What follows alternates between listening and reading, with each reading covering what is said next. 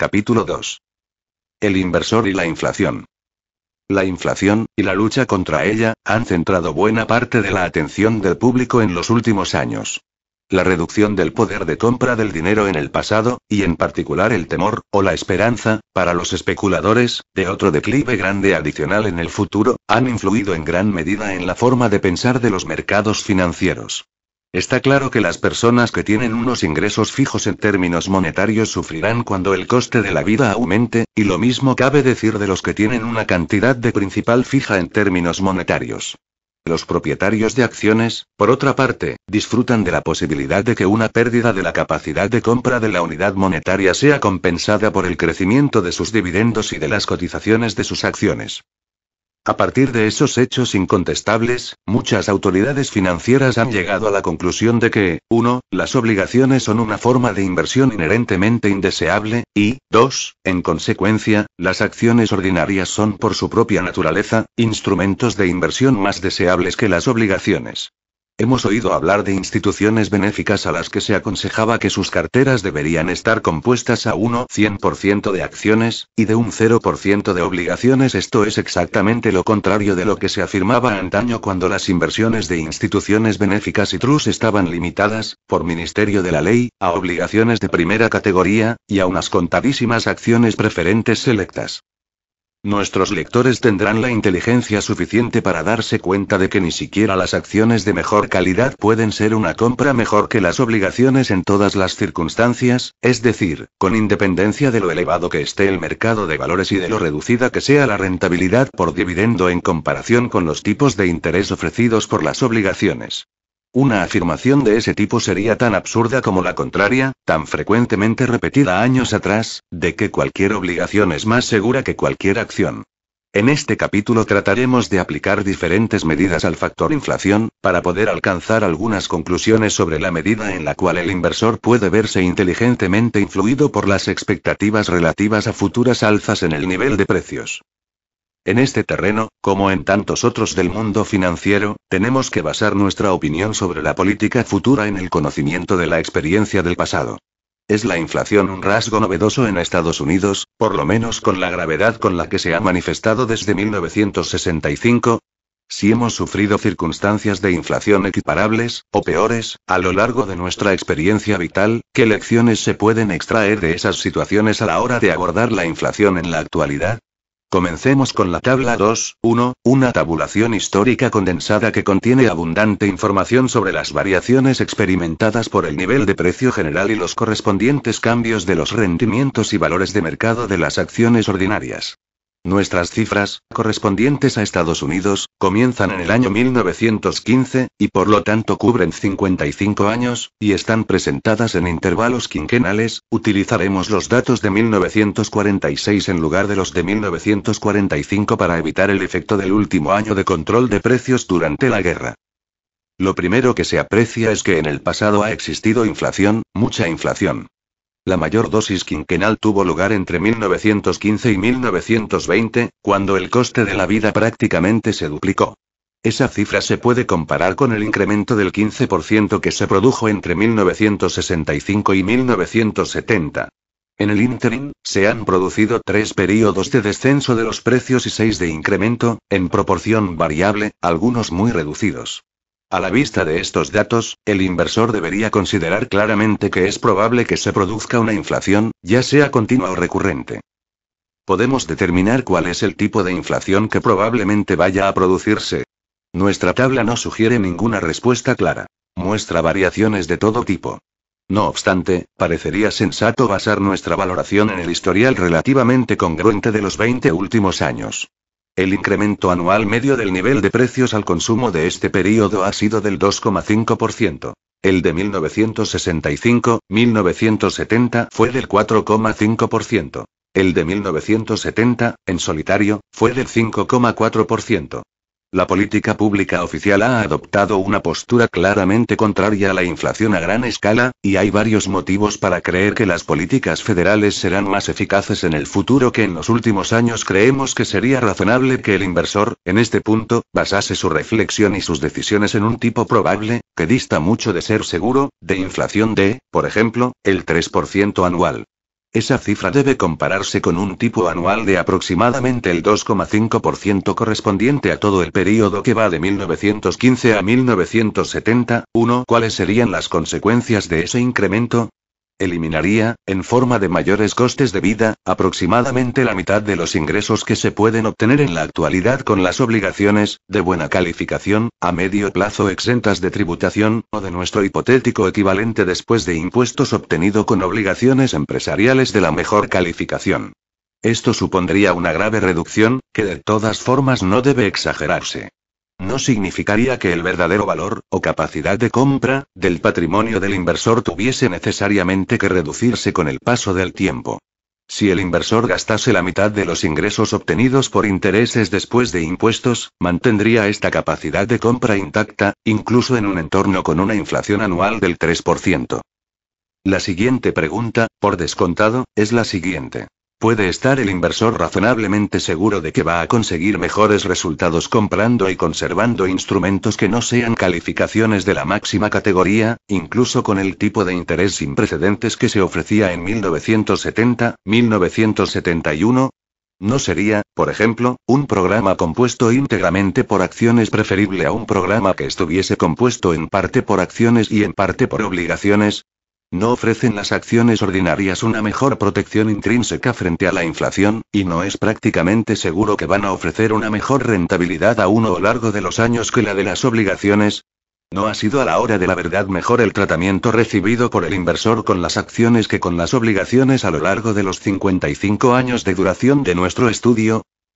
La respuesta a estas preguntas dista de ser sencilla.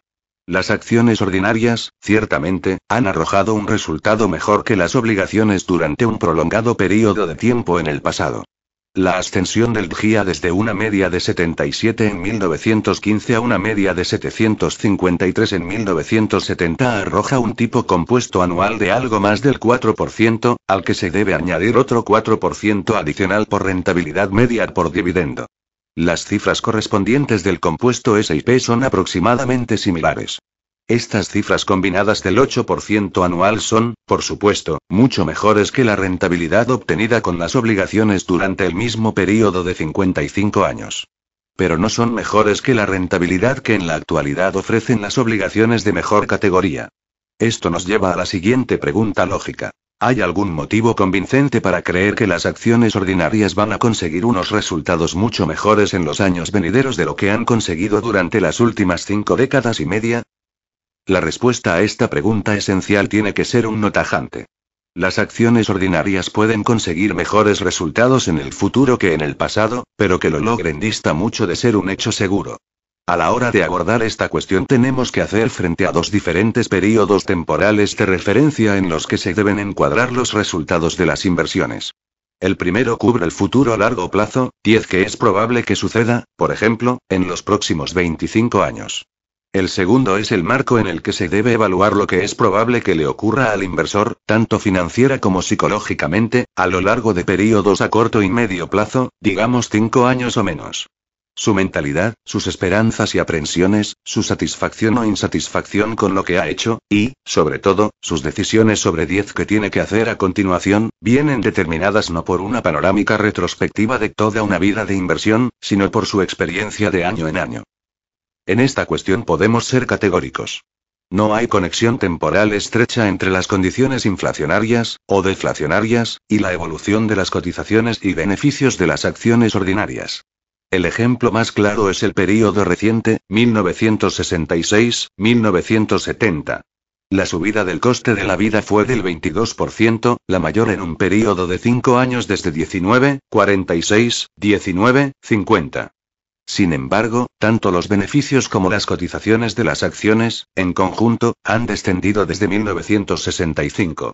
Existen contracciones similares en ambas direcciones en los historiales de períodos quinquenales precedentes. Inflación y beneficios empresariales. Otra forma muy importante de abordar esta cuestión consiste en estudiar el tipo de beneficios sobre el capital generado por las empresas estadounidenses. Dicho tipo, evidentemente, ha fluctuado junto con el tipo general de actividad económica, pero no ha mostrado una tendencia general a aumentar con los precios al por mayor o con el coste de la vida. De hecho, dicho tipo se ha reducido de manera muy acusada durante los últimos 20 años, a pesar de la inflación experimentada en dicho periodo. En cierta medida, la reducción se debió a la aplicación de unos tipos de amortización más liberales, véase la tabla 2.2.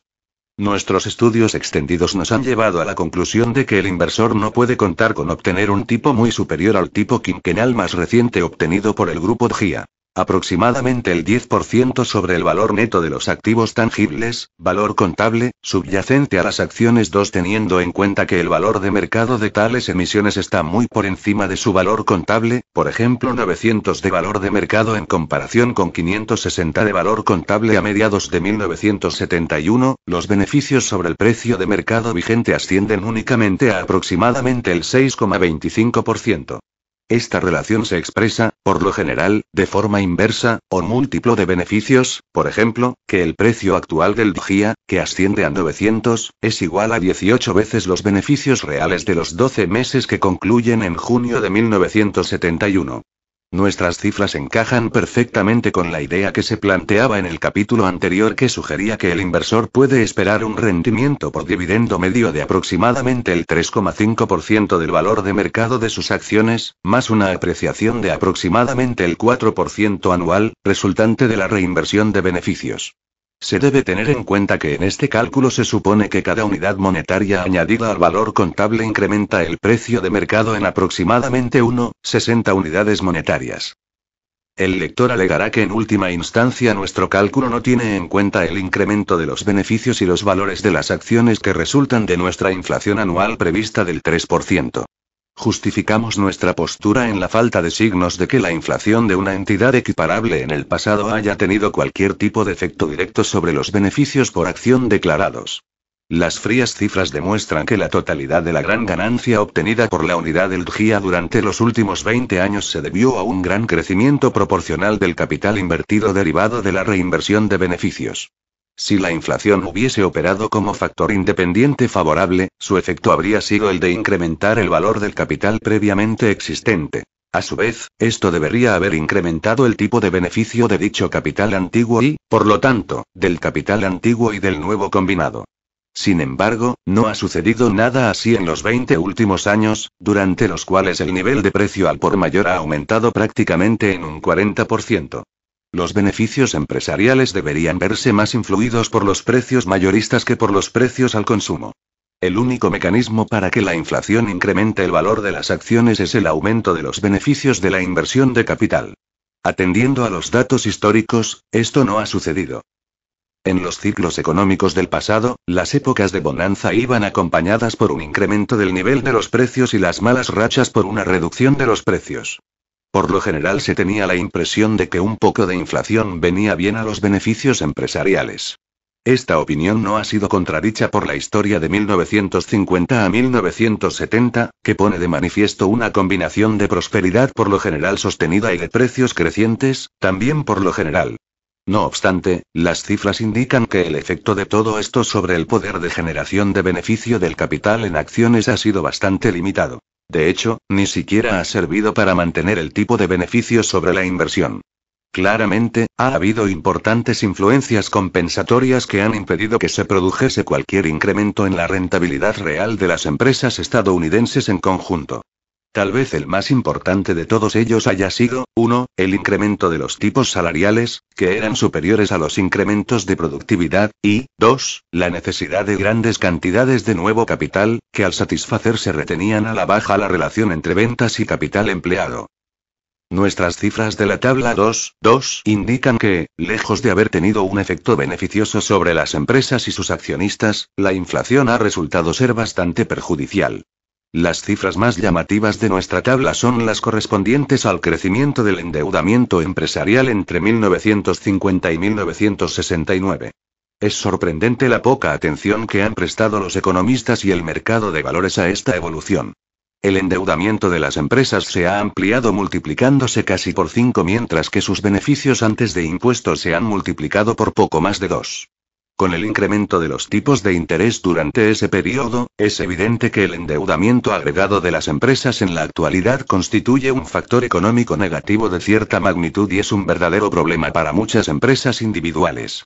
Se debe tener en cuenta que en 1950 los beneficios netos después de intereses y antes de impuestos eran aproximadamente del 30% del endeudamiento empresarial, mientras que en 1969 eran de únicamente el 13,2% del endeudamiento. La relación correspondiente a 1970 debe haber sido incluso menos satisfactoria. En resumen, parece que una parte significativa del 11% que obtienen las acciones empresariales en conjunto se logra mediante el uso de una gran cantidad de nuevo endeudamiento que cuesta el 4% o menos después de las deducciones fiscales.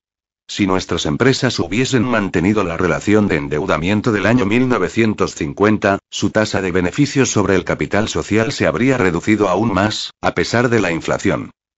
El mercado de valores ha considerado que las empresas concesionarias de servicios y suministros públicos han sido una de las principales víctimas de la inflación, al estar atrapadas entre el gran incremento del coste de los recursos ajenos y la dificultad de elevar las tarifas que se cobran y que vienen determinadas por un proceso reglamentario. Sin embargo, este puede ser el momento de indicar que el propio hecho de que los costes unitarios de la electricidad, el gas y los servicios telefónicos hayan crecido mucho menos que el índice de precios al consumo general ha hecho que estas empresas se encuentren en una sólida posición estratégica para el futuro. 3. Por Ministerio de la Ley, tienen derecho a cobrar unas tarifas que sean suficientes para obtener un rendimiento adecuado para su capital invertido, y probablemente esto protegerá a sus accionistas en el futuro de la misma forma que lo ha hecho durante los períodos inflacionarios del pasado. Todo lo anterior nos devuelve a nuestra conclusión de que el inversor no tiene ningún criterio sólido para esperar una rentabilidad superior a la media de, digamos, el 8% en una cartera de acciones de tipo GIA adquirida al nivel de precios de finales de 1971. No obstante, ni siquiera el hecho de que estas expectativas resultasen estar minusvaloradas de manera substancial demostraría la sensatez de un programa de inversión compuesto exclusivamente por acciones. Si el futuro tiene algo garantizado es que los beneficios y el valor de mercado anual medio de una cartera de valores no crecerá a un tipo uniforme del 4% ni de ninguna otra cifra.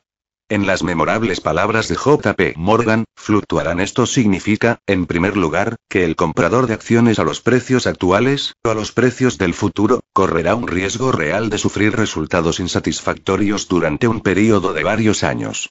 Fueron necesarios 25 años para que General Electric, y el propio GIA, recuperase el terreno perdido en la debacle de 1929-1932.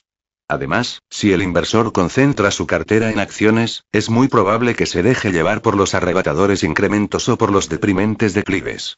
Esto resulta especialmente cierto si su razonamiento le lleva a expectativas de inflación adicional. Porque en ese caso, si se produce otra fase aún alcista en el mercado, tomará la gran subida del mercado no como una señal de peligro de una inevitable caída, como una oportunidad de cobrar sus cuantiosos beneficios, sino como una reivindicación de las hipótesis de inflación y como un motivo para seguir comprando acciones por elevado que sea el nivel del mercado o por bajo que sea el rendimiento en forma de dividendo. Ese es el camino hacia el crujir y rechinar de dientes. Alternativas a las acciones como cobertura frente a la inflación. La política ordinaria de las personas de todo el mundo que desconfían de su divisa ha sido comprar y conservar oro. Esta actividad ha sido ilegal para los ciudadanos de Estados Unidos desde 1935, por fortuna para ellos. En los últimos 35 años el precio del oro en el mercado abierto ha pasado de $35 por onza a $48 por onza a principios de 1972, un incremento de únicamente el 35%. Sin embargo, durante todo este tiempo, el tenedor de oro no ha recibido ningún tipo de renta por su capital y, al contrario, ha sufrido ciertos gastos anuales por el almacenamiento.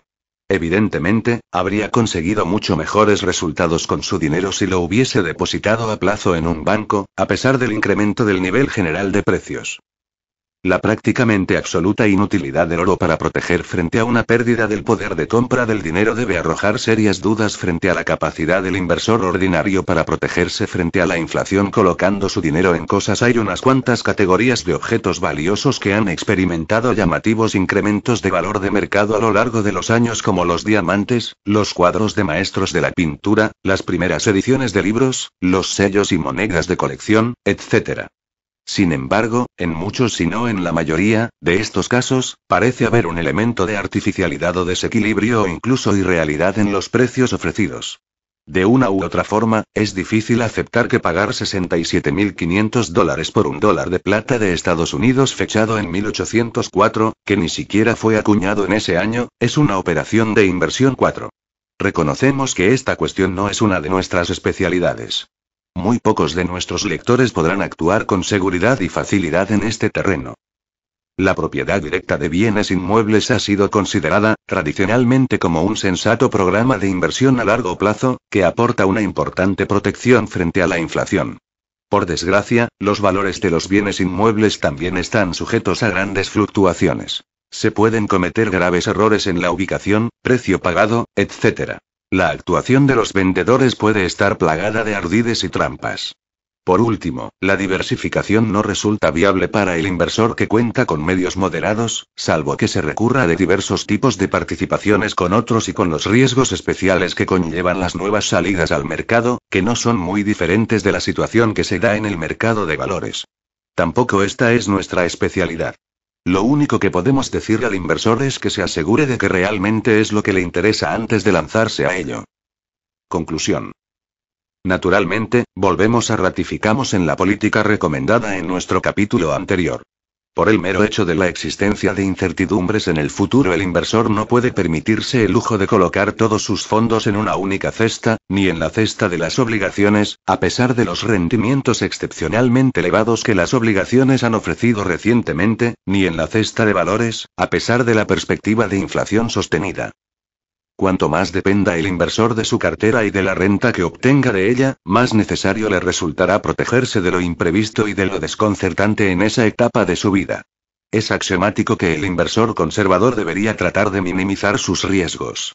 Tenemos la convicción de que los riesgos que entraña la compra de, por ejemplo, una obligación de una compañía telefónica con una rentabilidad cercana al 7,5% son muy inferiores a los de comprar GIA a 900, o cualquier índice de valores equivalente al mencionado.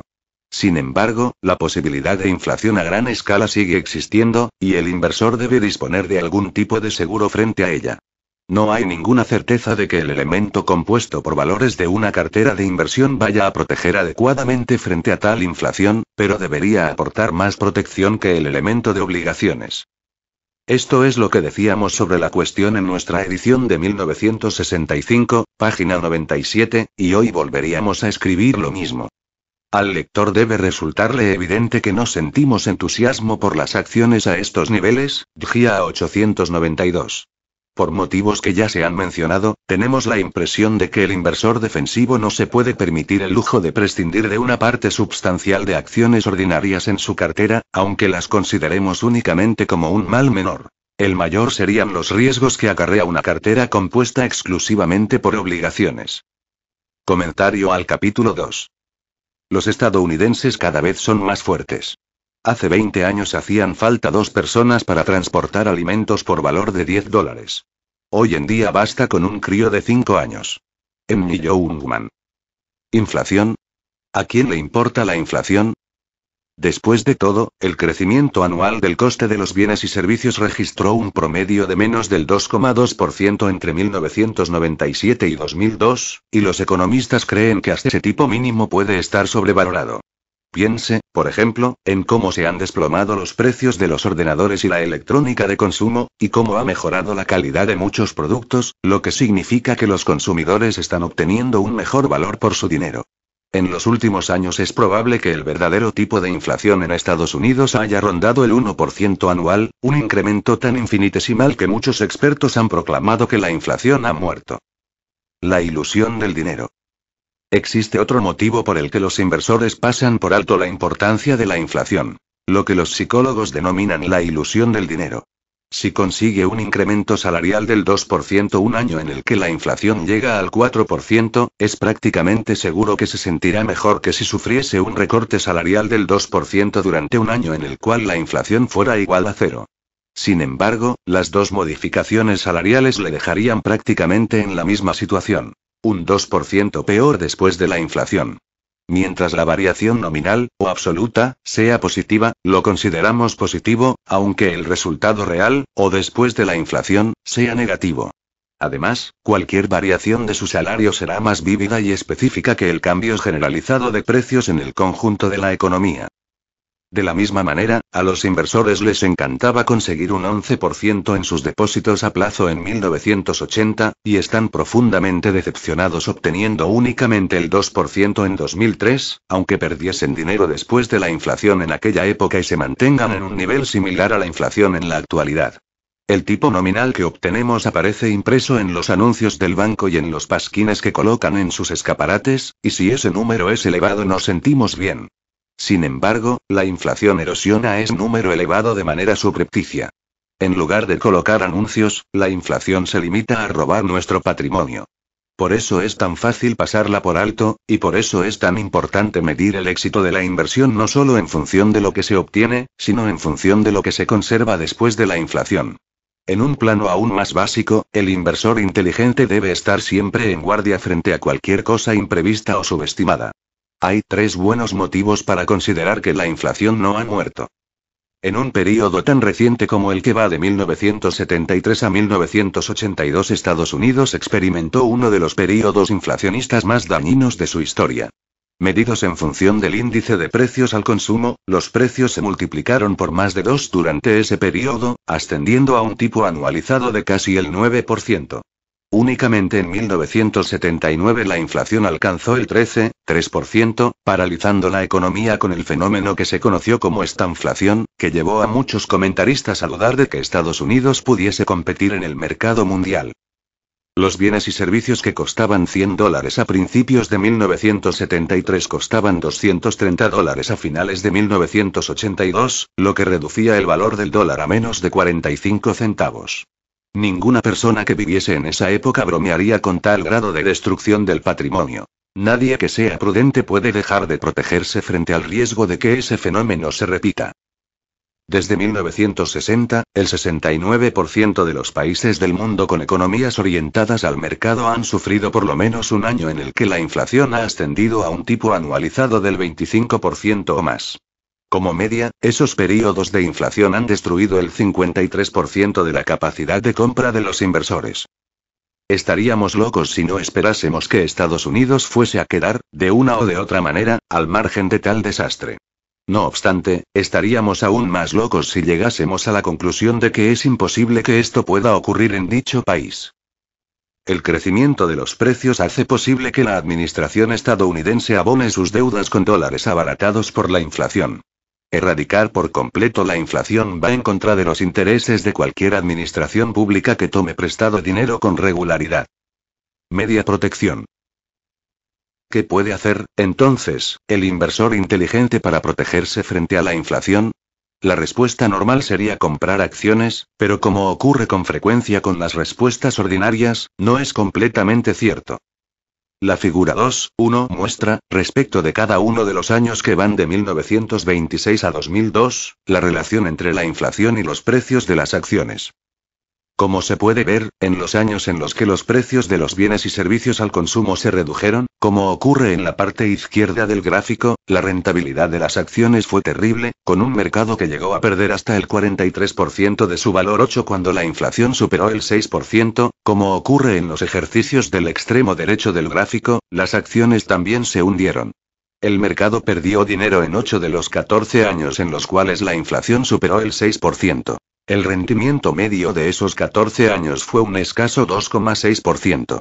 Mientras que una inflación moderada hacía posible que las empresas trasladasen a los clientes el incremento de costes que experimentaban en sus materias primas, la inflación elevada provoca el caos, y obliga a los clientes a reducir al mínimo sus adquisiciones y deprime la actividad en toda la economía.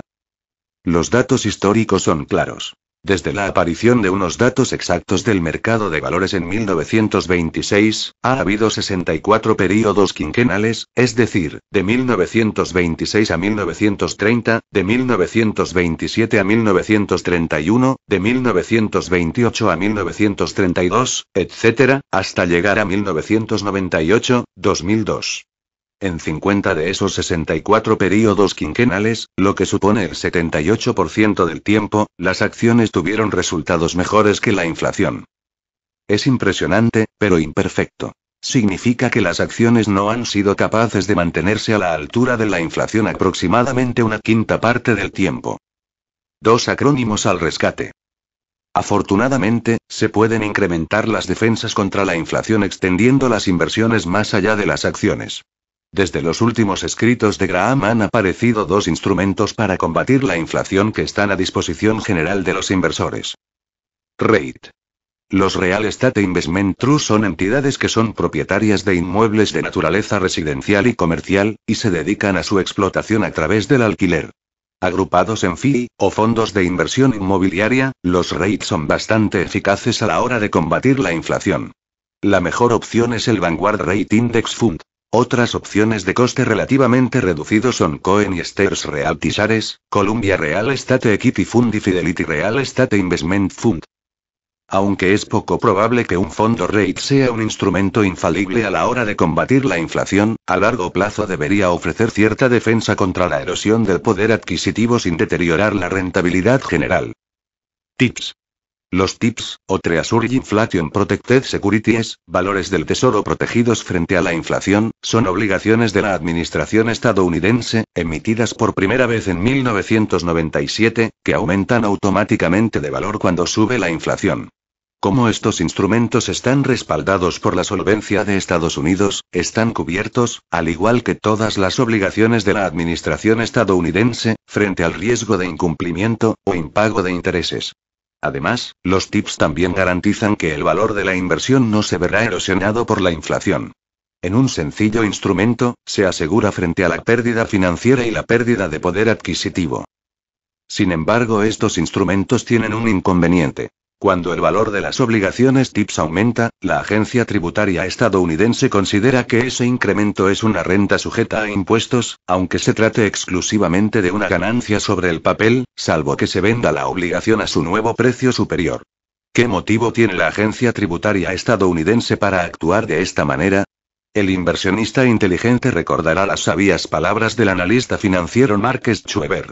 La única pregunta que nunca se debe hacer a un burócrata es ¿por qué? Por esta exasperante complicación tributaria, los TIPS son más adecuados para los fondos de pensiones con pago de impuestos diferidos como los IRA, KEOGO 401(k), en donde no incrementarán los ingresos imponibles. Se pueden adquirir TIPS directamente a la administración de Estados Unidos en www.publicdetrust.gov/oz/ofinflm.htm o en un fondo de inversión de bajo coste como Vanguard Inflation Protected Securities o Fidelity Inflation Protected Bond Fund. Directamente o a través de un fondo de inversión, los TIPS son el sustituto de la parte de los fondos de jubilación que mantendría en efectivo de no existir este instrumento.